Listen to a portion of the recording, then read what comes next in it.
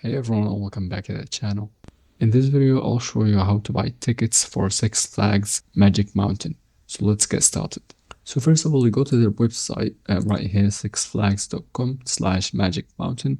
And after that, what you want to do is check on the tickets right here and the passes. And from this side, you'll see the opening time exactly. And basically what you want to do is maybe scroll down and we'll see some of the passes right here. So let's say, for example, we wanted to go to this one. Just gonna press on here. And it will be showing you all the offers right here.